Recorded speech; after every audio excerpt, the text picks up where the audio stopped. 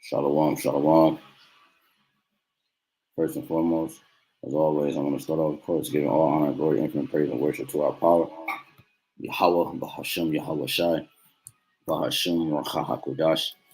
Double honor to our apostle, our elders, a great millstone, rule well, teaching on sound doctrine. Strong shalom to the hopeful elect, and the rest of the large multitude, men, women, and children of the Lord will have mercy on these last days. All right, your brother HAQADASH coming back with another lesson. Lord will us edify and represent the gym and Sprint in Cleveland. All right, the title of this lesson, Daughter of Babylon, War to be Destroyed. I'm just gonna dive right into it. I don't have that much time, so I just wanted to bring out a couple of precepts. That I meant to do it last night, but I fell asleep. Um, you know how it go. So which, if brothers know and sisters, right, that tune in, about Babylon the Great refers to the red, white, and blue today. Okay, if you understand the history of what happened during the reign of Darius, all right, going back into the history in Daniel, 8, okay, you understand that when the ancient Babylon went down, it was a surgical strike.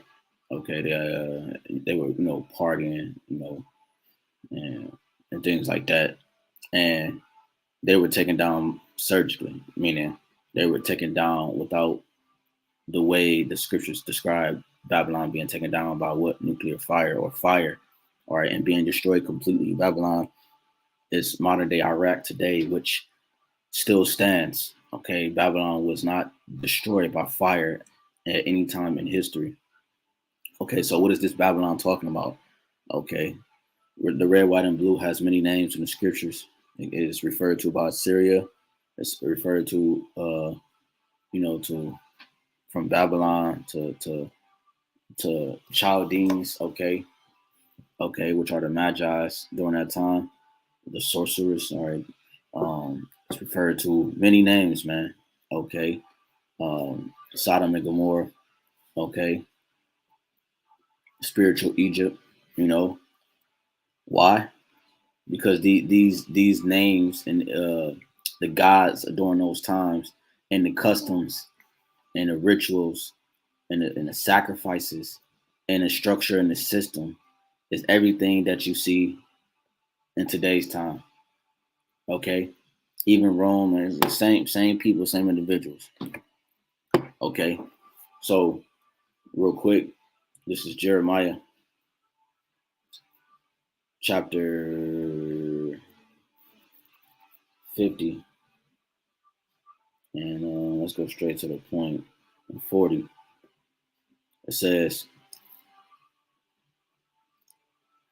as the Most High overthrew Sodom and Gomorrah and the neighbor cities thereof, said the Lord. And how did the Lord destroy Sodom and Gomorrah? By heavenly fire.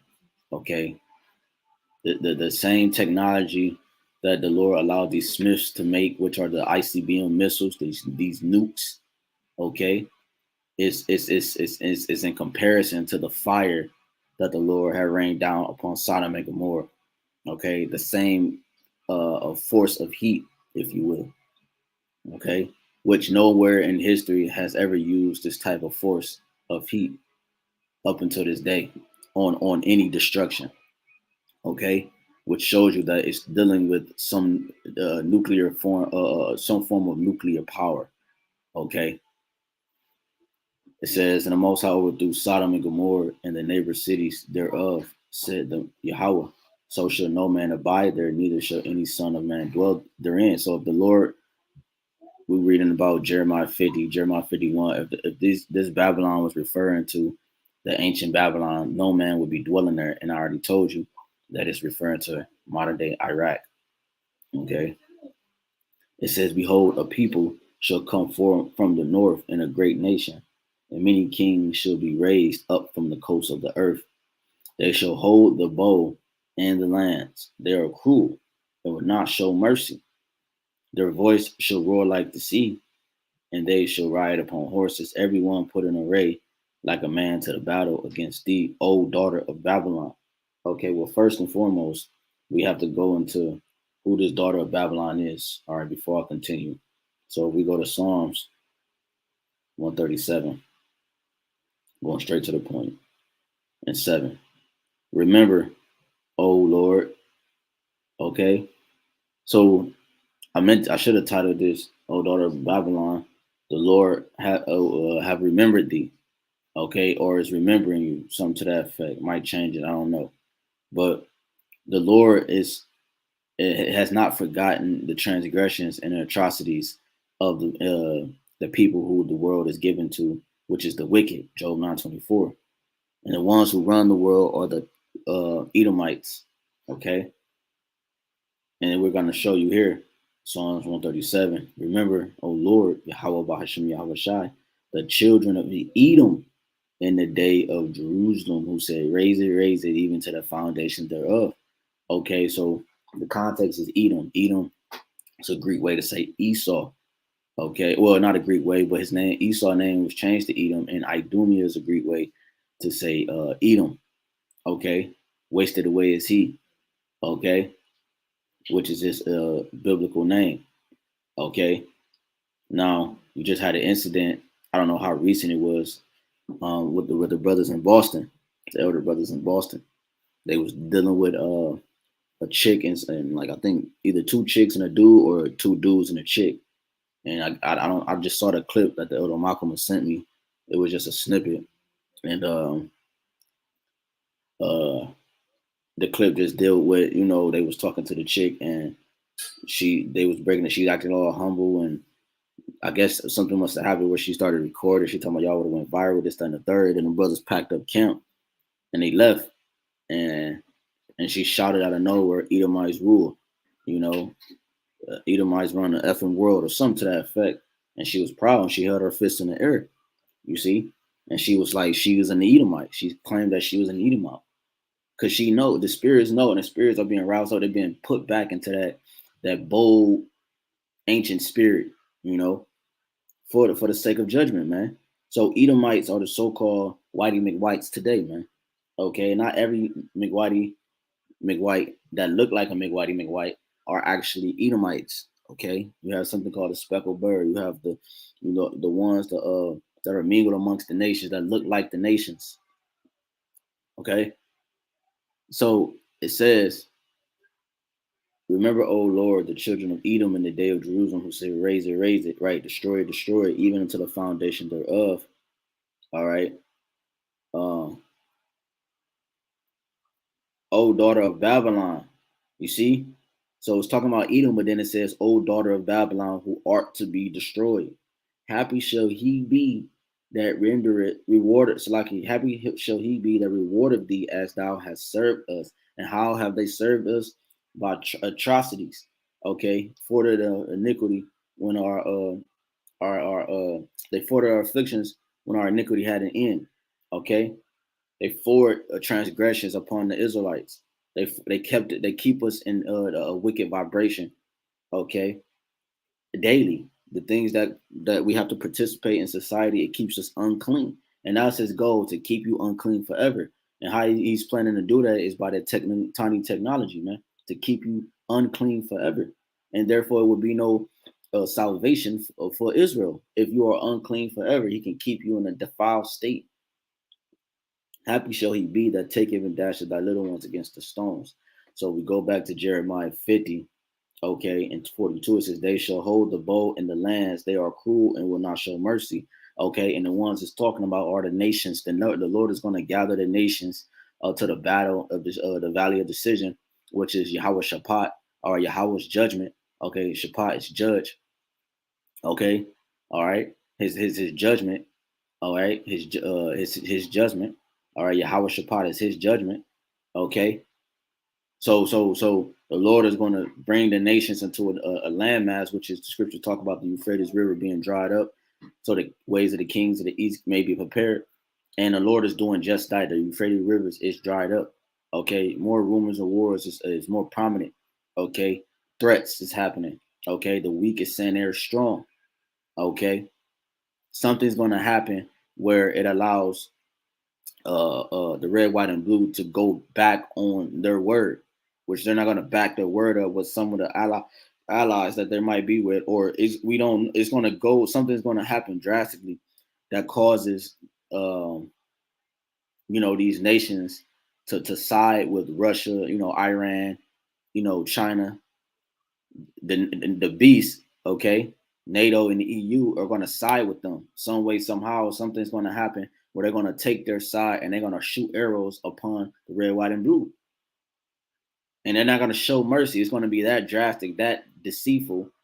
Okay, it says their voice uh shall roar like the sea, and it's talking about the nukes, and they shall ride upon horses, okay, the armies, okay, and things like that. Everyone put in array like a man to the battle against the old daughter of Babylon. So we know now have an understanding of the daughter of Babylon being the Edomites. Okay, the king of Babylon have heard the report of them, and his hands wax feeble. Right, man. When it's see the one who's going to be ruling in that time, whether it's Sleepy Joe, whether it's Trump in office again, whoever it's going to be next, whether it's Kamala Harris, whoever it is, they're going to hands going to wax feeble. They're going to be at all at what's going on. You know what I'm saying? Because they're the ones that put out there as the ones that's controlling everything, but really it's behind the scenes.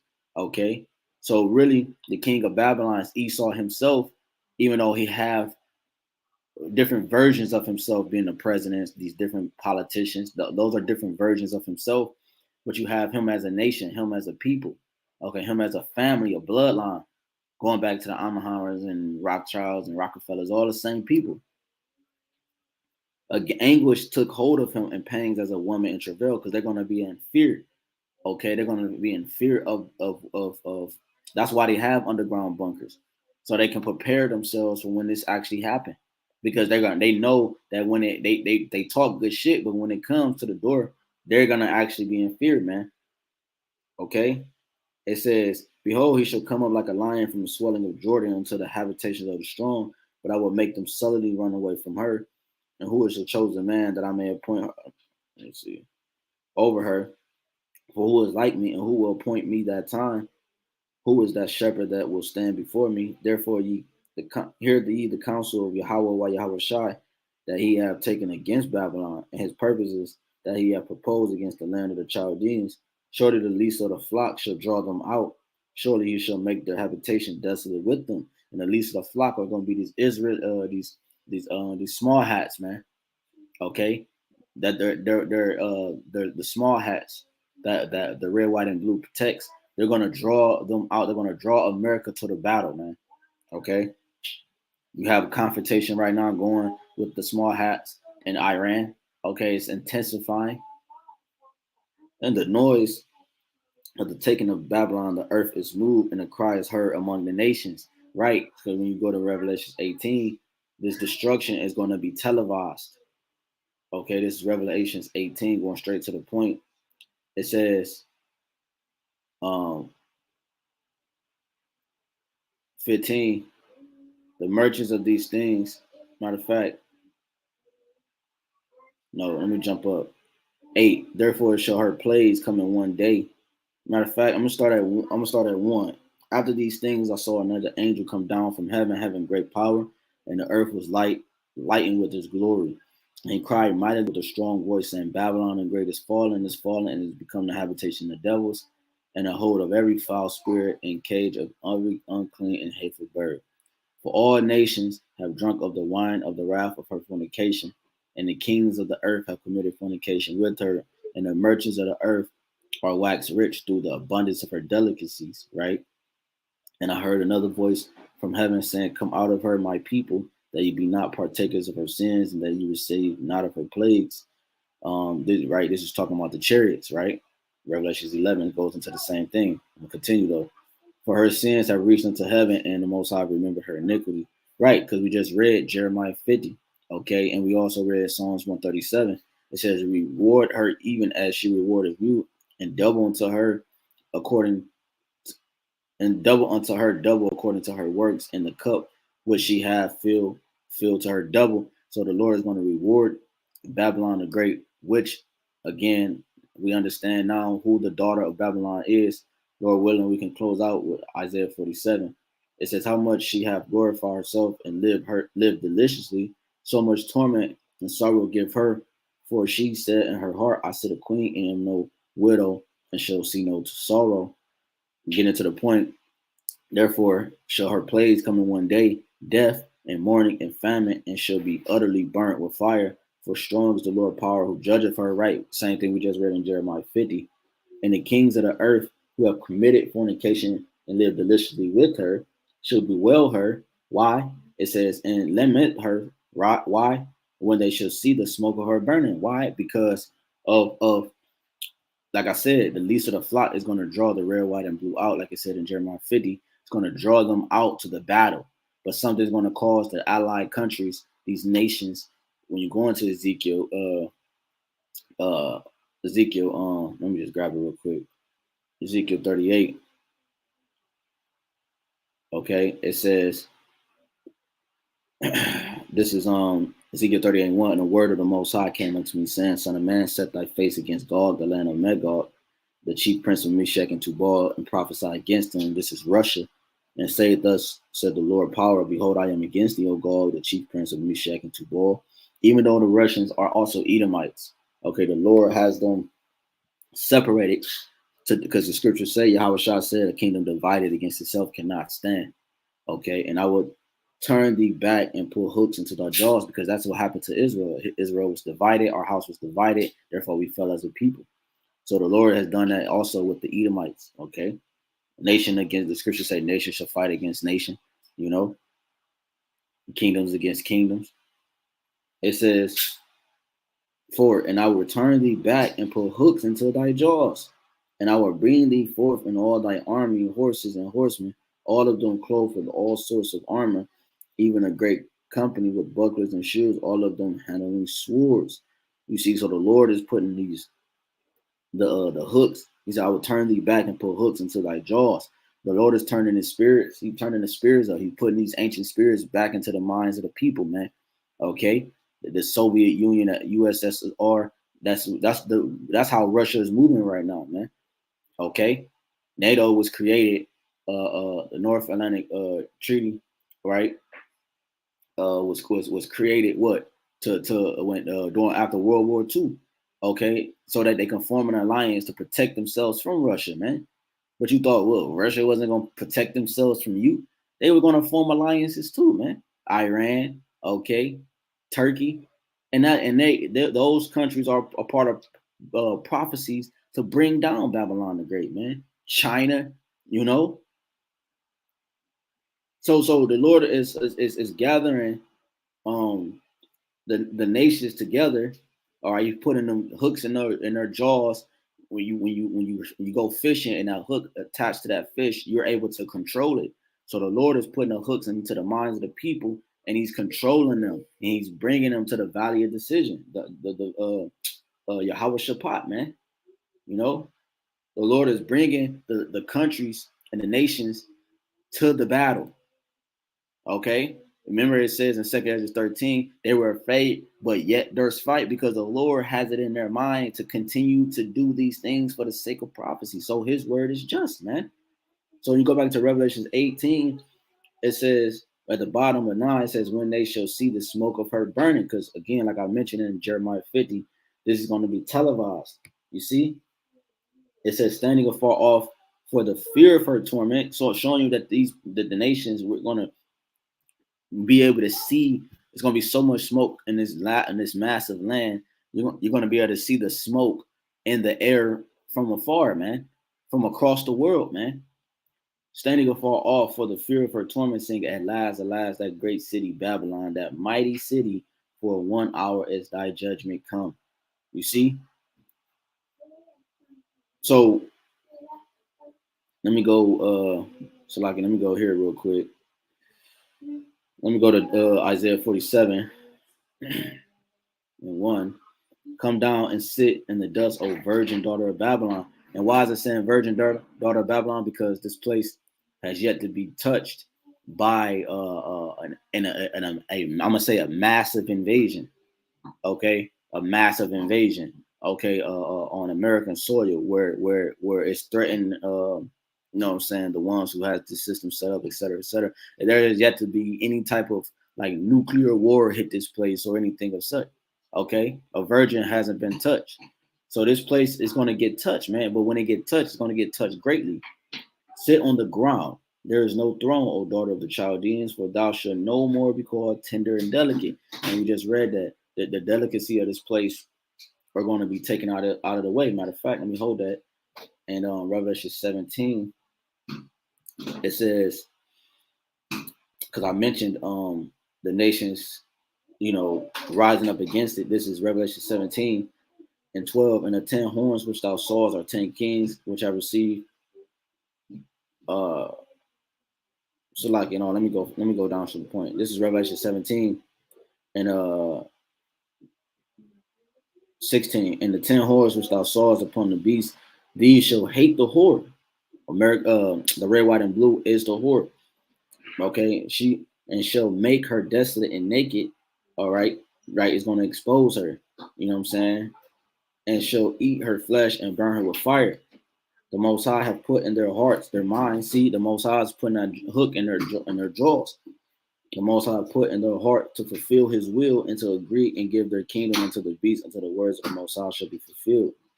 All right, and the woman which thou sawest is that great city which reigneth over the kings of the earth. And that's how you know it's talking about the red, white, and blue. Okay, one of many examples in the scriptures. Okay, real quick before I go back to that Isaiah 47. This is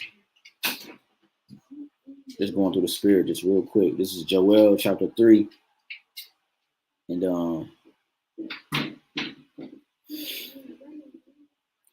man, it's a good chapter.